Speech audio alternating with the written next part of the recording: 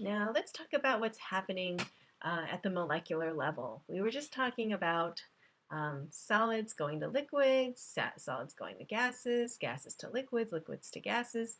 What are these different phases exactly? Well, if we zoom in on a solid, you'll see that the particles are very close together. So particle spacing is different for solid than it is for a liquid, than it is for a gas. So notice that the particle spacing is very spread apart for gases. So this would be a gas, this would be a liquid, and this would be our solid. And we have abbreviations S, L, and G. Now the particle spacing is how far apart these particles are. So for gases, I would say it's a lot. For liquids, I would say it's somewhat. They can slide past each other. For solid, they're really pretty rigid. They're still vibrating in place, but they're not really moving side to side very much. So this is very limited. So I'm going to say very little spacing compared to the others. Okay? Volume and shape. What I would say about this is that the volume is going to be how much space something takes up. So for solid, the amount of space it takes up is very defined. So it's a definite shape and it's a definite volume. It's a definite amount of space that it takes up. So definite shape and definite volume.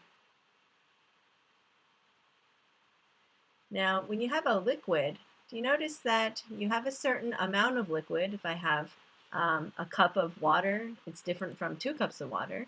So I have a defined amount of volume, that's the amount of space it's going to take up.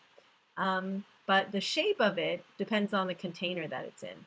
If I pour it into a square glass or if I pour it into a curved glass, it's going to have a different shape. So this is what we would call an indefinite shape. And a definite volume, though, because I wouldn't completely fill the glass. It depends on how much water I have or how much liquid I have. So definite volume. Indefinite shape, but a definite volume. What do you think about a gas then? If you had air, for example, does that take the shape of its container? If you blew into a balloon, let's say, or if you blew into a box. Okay, so if you take a look, the particles are all spread out. In fact, they're just going to take up the whole space that they can. So we would say that that is an indefinite shape. Just like here, the liquid took up the shape of its container, so does a gas. It really does. It really just spreads out and takes over the whole thing. So this is going to be indefinite shape.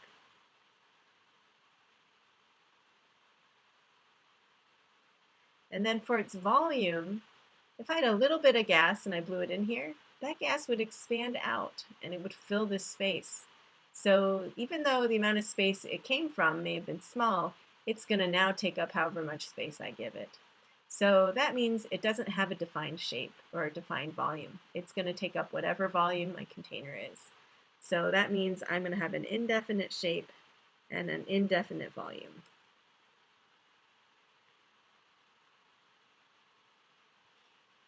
All right. Compressibility. Is it able to be compressed or pressed together?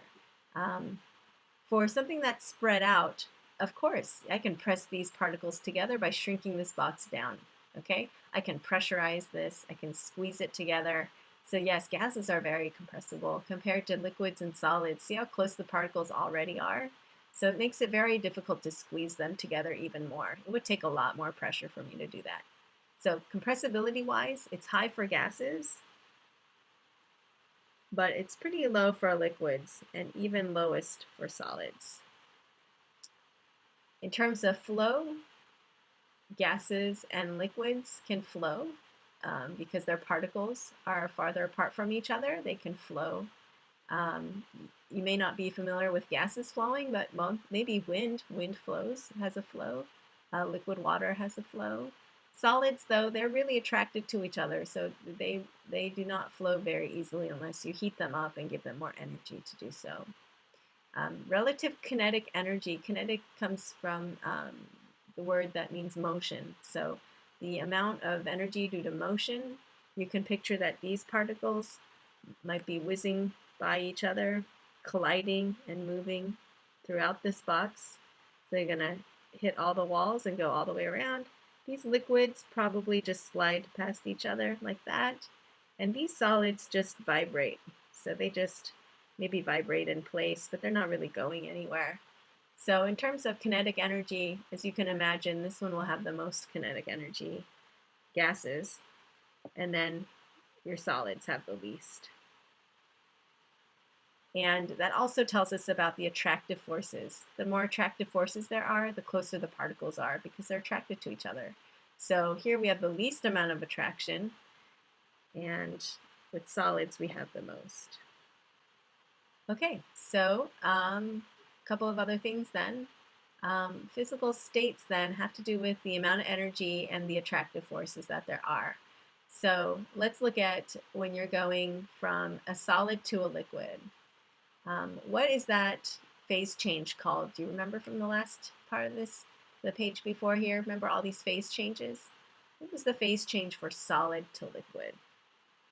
Solid to liquid is melting, right? Like picture ice, water molecules very close together, turning into a liquid. So this is called melting. So in melting, it takes, we're going from the least amount of energy to more energy. So we have to put energy in to melt this. And that energy that you're putting in, it can come from being in a warm room, so ice melts faster when it's hot outside. We have more energy to give these molecules. So what is the energy being used for? Well, when molecules are attracted to each other, it's very hard to pull them apart. So if you have energy, though, you can put the energy into this to break those molecules apart. So picture two magnets, and it takes energy to pull them apart from each other. So it's sort of like that, like these molecules, you have to put energy in order to break them apart from each other. So when you have these intermolecular forces, or those attractive forces, sometimes they're called intermolecular forces, or IMF, we're going to learn more about that later this quarter. But for now, just think of them as those attractive forces that are holding the particles to each other. Now, when you have IMFs that are strong, so the attractions are strong, then you need energy to go in order to break those attractions to get the particles farther apart. So intermolecular forces or attractive forces are broken as heat energy is absorbed. And like I said, if you're in a hot room, you're going to be able to absorb the heat faster. There's going to be more heat available to you, so you'll have more melting. So solid going to liquid is called melting. Liquid going to gas is called vaporization. Some of you might think it's called boiling, but boiling is a specific case of vaporization.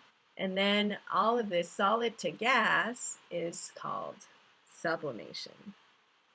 So all of these processes involve going from your low energy solid to your high kinetic energy gas.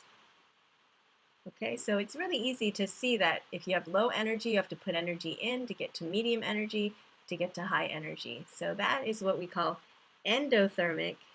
And endo you can think of as into.